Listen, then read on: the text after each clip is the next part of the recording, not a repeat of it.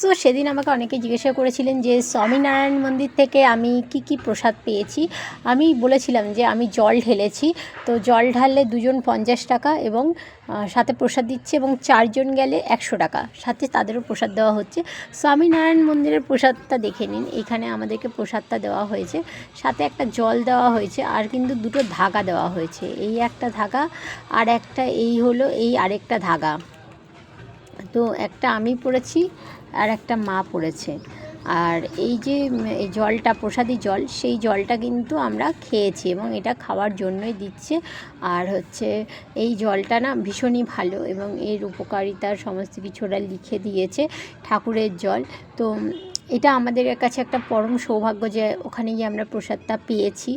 আর যাই হোক, এটা কিন্তু ওদের সন্ধ্যেবেলা যে আরতিটা হয়, সেই আরতির সময় কিন্তু আপনারা পাবেন না, তারপরে কিন্তু এটা আবার পাওয়া যায়।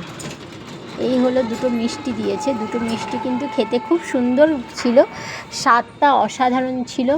আর এই দেখুন জলটা, খুব ভালো লাগবে। এটাকে না সিল প্যাক করা আছে, আপনারা যদি খেতে চাইছেন তাহলে এটাকে না একটু ফুটো করে নিতে হবে, ফুটো করে খেতে হবে।